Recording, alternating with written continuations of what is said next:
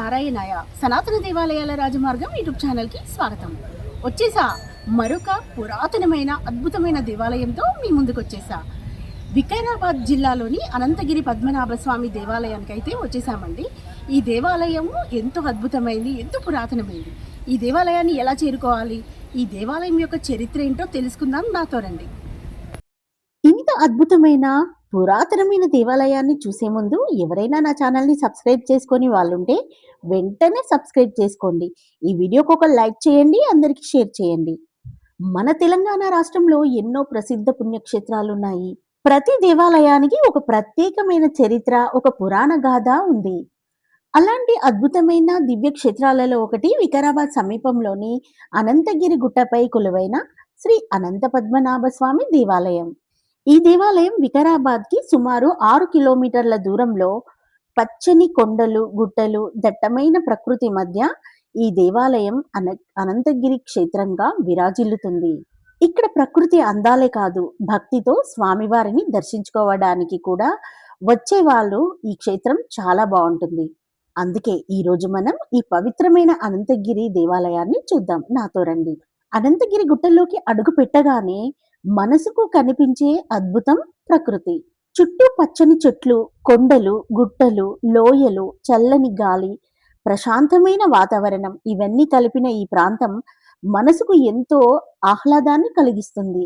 నగర జీవితంలో రద్దీకి దూరంగా ప్రకృతి ఒడిలో కొంత సమయం గడపాలనుకునే వారికి అనంతగిరి ఒక మంచి ప్రదేశం.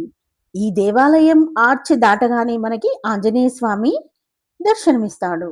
ఈ స్వామివారిని దర్శించుకొని ఇంకాస్త ముందుకెళ్ళగానే స్వామివారి ఊరేగింపు రథాన్ని అయితే మనం ఇప్పుడు దర్శించుకుందాం. ఈ దేవాలయంలో శ్రీదేవి భూదేవి సమేతంగా అనంత పద్మనాభ స్వామి భక్తులకు దర్శనమిస్తాడు. ఇక ఈ దేవాలయానికి సంబంధించి అనేక పురాణ గాథలు, స్థానికంగా ప్రచారంలో ఉన్న కథనాలు కూడా ఉన్నాయి. పురాణ కథనం ప్రకారం ఒక సమయంలో మార్కండేయ మహర్షి ఈ ప్రాంతంలో తపస్సు చేశారని చెబుతారు. మహర్షి శ్రీ మహావిష్ణువును అత్యంత భక్తితో ఆరాధిస్తూ స్వామివారి సాక్షాత్కారం కోసం ఇక్కడ తపస్సు చేశారని క్షేత్ర మహత్య కథనాలు చెబుతున్నాయి.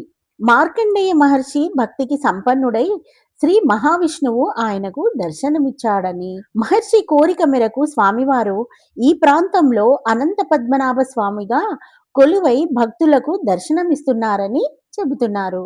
అందుకే ఈ ప్రాంతం కాలక్రమేణా అనంతగిరిగా ప్రసిద్ధి చెందింది. ఈ దేవాలయం ఉదయం 5:30 నుండి రాత్రి 8 గంటల వరకు తెరిచే ఉంటుంది. స్కంద పురాణం ప్రకారం ఈ దేవాలయం ద్వాపర యుగంలో మార్కండేయ ఋషి నిర్మించాడని ప్రతీది. ఈ ప్రాంతంలోని ప్రశాంతమైన వాతావరణానికి ఆకర్షితుడై మార్కండేయ ముని అనంతగిరి కొండలలో యోగ సాధన చేయుటకు సంకల్పించాడట. ప్రతిరోజు మార్కండేయ ముని తన యోగ సాధనతో అనంతగిరి నుండి కాశీకి వెళ్ళి గంగా నదిలో పవిత్ర స్నానం చేసి ఒకరోజు ఉదయం పాతకాలంలో ద్వాదశి ప్రవేశించుట వలన ఆయన కాశీకి వెళ్ళలేకపోయాడట. శివుడు ఆయన స్వప్నంలో దర్శనమిచ్చి ఆయనకు గంగా జలాన్ని స్నానమాచరించుటకు ఏర్పాటు చేశాడట. రాజశ్రీ ముచుకుందుడు అనేక సంవత్సరాల పాటు రాక్షసులతో యుద్ధం చేసి అనంతగిరిలో విశ్రాంతి తీసుకొనుటకు వచ్చి పూర్తి నిద్రలోకి వెళ్ళారట.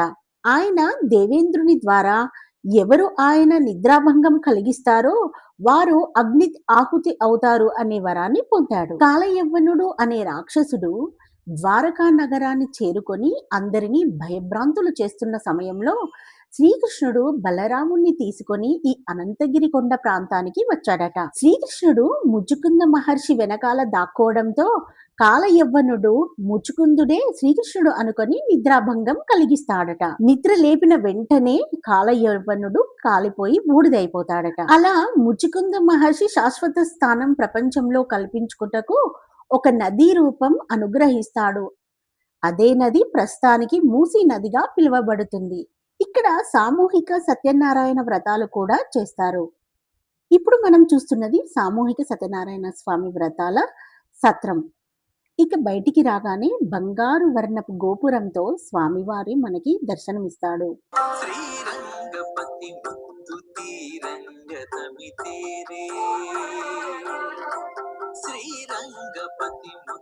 తీరంగతమితేరే సారంగలోచనలు చేరంగరారే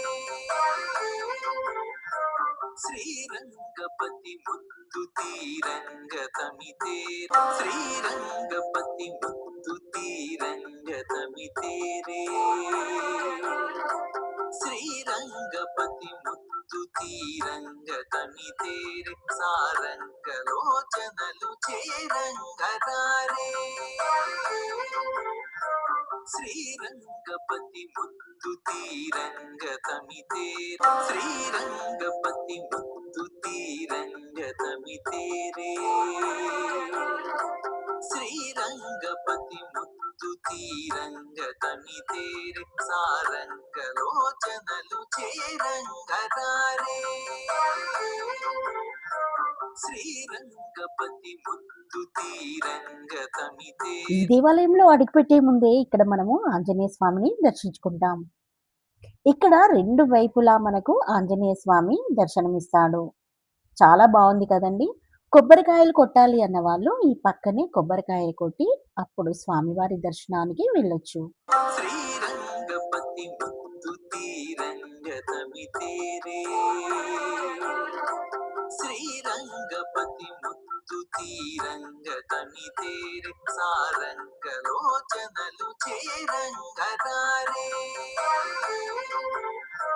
శ్రీరంగపతి ముద్దు తీరంగతమితేరే శ్రీరంగపతి ముద్దు తీరంగతమితేరే శ్రీరంగపతి ముద్దు తీరంగతమితేరే సారంగలోచనలు చేరంగరారే శ్రీరంగపతి ముద్దు తీరంగతమితేరే. అనంతగిరి కొండల్లో ప్రకృతి సోయగాల మధ్య ఈ దేవాలయం అయితే చాలా అద్భుతంగా ఉందండి. ఈ స్వామిని దర్శించుకునే ముందు ఇప్పుడు మనం ఇక్కడ గణపతిని దర్శించుకొని ముందుకు వెళ్దాం. వక్రతుండ మహాకాయ సూర్యకుటి సమప్రభ నిర్విఘ్నం కురుమే దేవ సర్వకార్యేషు సర్వదా అంటూ దర్శనానికైతే స్వామికి వెళ్ళిపోదాం. సర్వదర్శనమేనండి. జాతర టైంలో అయితే ఈ లైన్లన్నీ ఫుల్లుగా నిండిపోతాయి. ఈరోజు సోమవారము, శ్రావణ సోమవారము మేము వచ్చింది.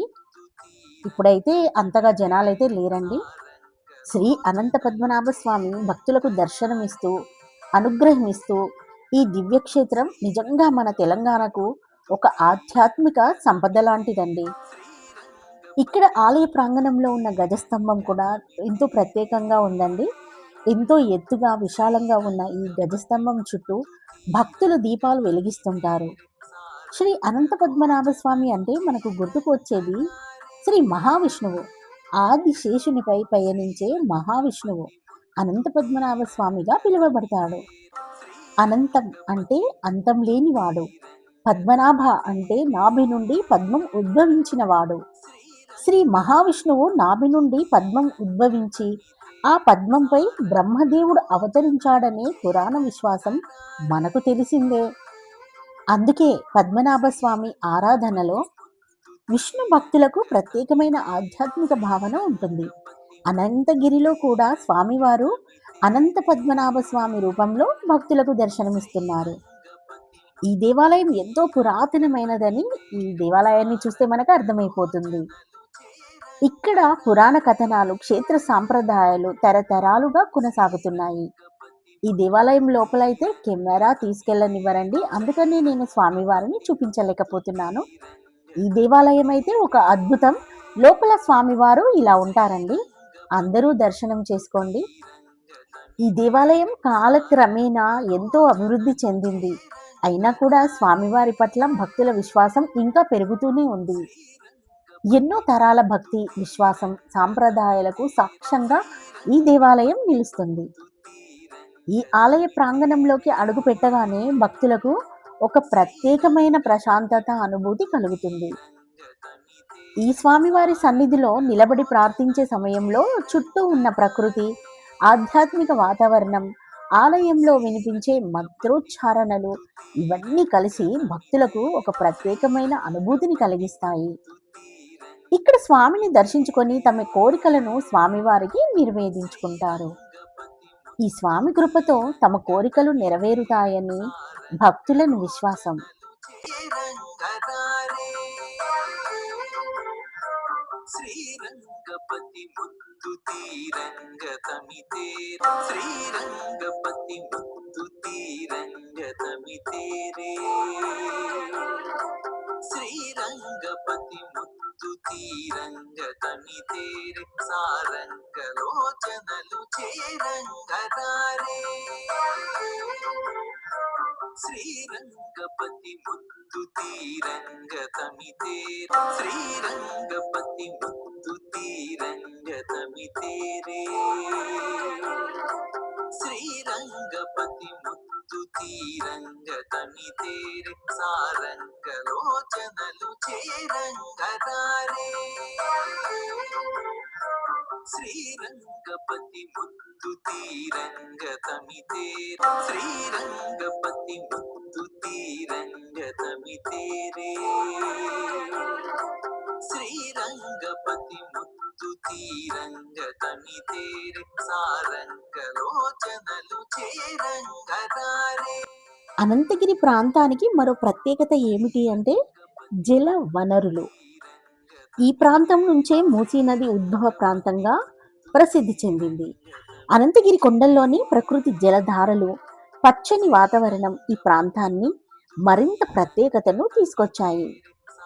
అందుకే అనంతగిరి గుట్ట ఒక వైపు పుణ్యక్షేత్రంగా, మరోవైపు ప్రకృతి సౌందర్యానికి నిలయంగా ప్రసిద్ధి చెందింది. ఇక్కడ ఎన్నో సినిమా షూటింగ్లు జరిగాయండి. నువ్వు నేను సినిమా షూటింగ్ మొత్తం ఈ పరిసర ప్రాంతాల్లోనే జరిగింది.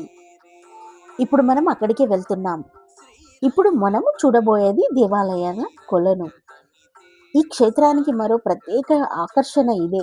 ప్రశాంతమైన వాతావరణంలో ప్రకృతి అందాల మధ్య ఈ కొలను ఎంతో అందంగా కనిపిస్తుంది. సుమారుగా 200 మెట్లుంటాయి మనం కొలను దగ్గరికి వెళ్ళాలి అంటే. ఇక్కడ ప్రకృతి ఎంతో అందంగా ఉండడం వలన ఇక్కడ సినిమా షూటింగ్లు చాలా జరిగాయి. వెండి తెరపై మనకు కనిపించని ఎన్నో అందమైన దృశ్యాల వెనుక ఈ అనంతగిరి క్షేత్రం ఉంటుంది. శ్రీరంగపతి ముద్దు తీరంగ తమితేరే శ్రీరంగపతి ముద్దు తీరంగ తమితేరే సారంగలోచనలు చేరంగరారే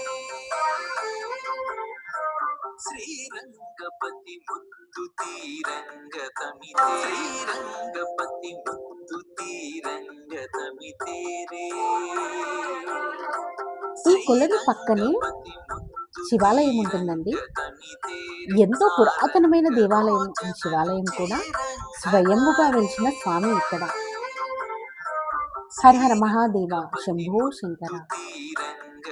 చూశారు కదా ఎంత అద్భుతమైన దేవాలయమో. ఈ దేవాలయాన్ని తప్పకుండా దర్శించండి. మరొక అద్భుతమైన దేవాలయంతో మీ ముందుంటాను. సర్వే జన సుఖినో భవంతు.